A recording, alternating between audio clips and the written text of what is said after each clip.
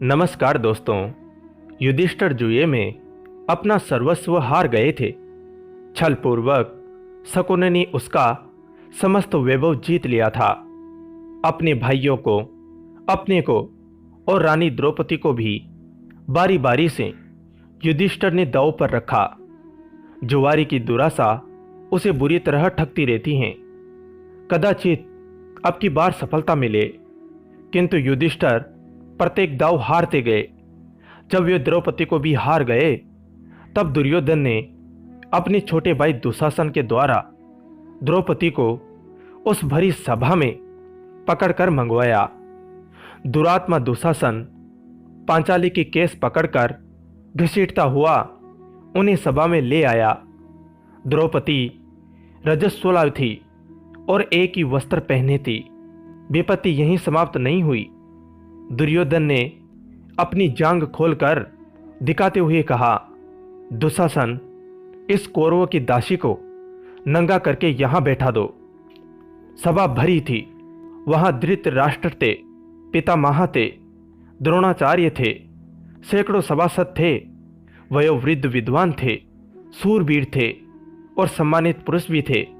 ऐसे लोगों के मध्य पांडवों की वह महारानी, जिसके केस राजसूय के अभूत स्नान के समय सिंचित हुए थे, जो कुछ सप्ताह पूर्व ही चक्रवर्ती सम्राट के साथ साम्राज्य के रूप में समस्त नरेशों द्वारा वंदित हुई थी, रजस्वला होने की स्थिति में केस पकड़कर घसीट लाई गई और अब उसे नग्न करने का आदेश दिया जा रहा है।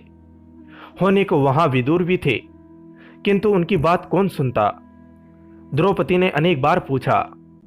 युधिष्ठिर जब अपने आप को हार चुके थे, तब उन्होंने मुझे दांव पर लगाया था।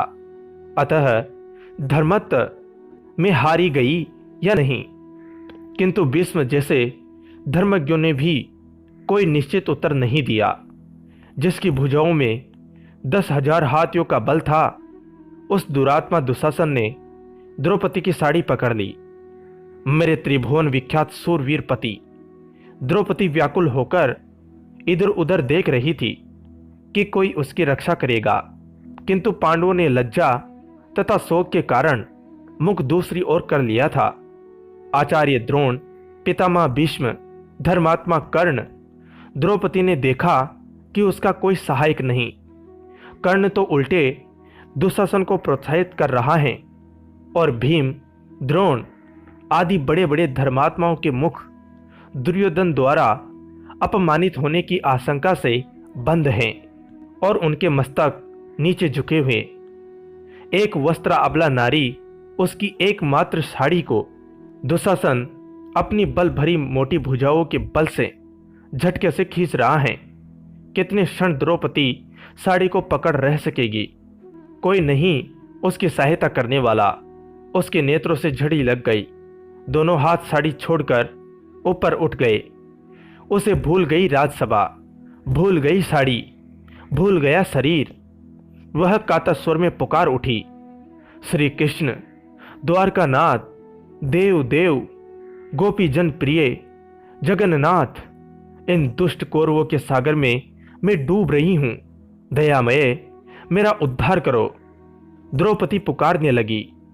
पुकारती रही उस आरती नासन असहाय के सहायक करुणार्णव को।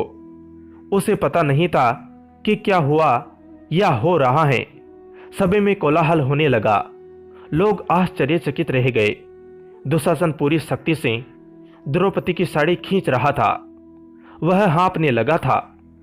थक गई थी 10 सहस्त्र हाथियों का बल रखने वाली उसकी भुजाएं। द्रौपदी की साड़ी से रंग बिरंगे वस्त्रों का अंबार निकलता जा रहा था। वह 10 हाथ की साड़ी पांचाली के शरीर से तनिक भी हट नहीं रही थी। वह तो अनंत हो चुकी थी। दयामय द्वारकानाथ रजस्वला नारी के उस अपवित्र वस्त्र में ही प्रविष्ट हो गए थे। आज उन्होंने वस्त्रावतार धारण कर लिया था और अब उनके अनंता का और छोर कोई कैसे पा सकता था। विदुर, यह कोलाहल कैसा है? अंधे राजा धृतराष्ट्र ने घबराकर पूछा। महात्मा विदुर ने बताया, दुशासन द्रौपदी की साड़ी खींचते खींचते थक चुका है, वस्त्रों का ढेर लग गया है। आश्चर्य तक के सभासदों का यह कोलाहल है। साथ ही आपकी यज्ञशाल में श्रृंगाल घुस आए हैं और रो रहे हैं। दूसरे भी बहुत से अपशकुन हो रहे हैं। द्रौपदी सुरेश्वर श्री कृष्ण को पुकारने में तन्मय हो रही हैं। उन सर्वसमर्थ ने अभी तो उनकी साड़ी बढ़ा दी है, किंतु यदि शीघ्र पांचाली को प्रसन्न नहीं करते तो श्री कृष्ण का महाचक्र कब प्रकट होकर एक क्षण में आपके पुत्रों को नष्ट कर देगा, यह कोई नहीं कह सकता। आपके सभासद तो भय व्याकुल होकर कोलाहल करते हुए दुर्योधन की जो निंदा कर रहे हैं उसे आप सुन ही रहे हैं। धृतराष्ट्र को भय लगा, उन्होंने दुर्योधन को फटकारा। दुशासन ने द्रौपदी की साड़ी छोड़ दी और चुपचाप अपने आसन पर बैठ गया।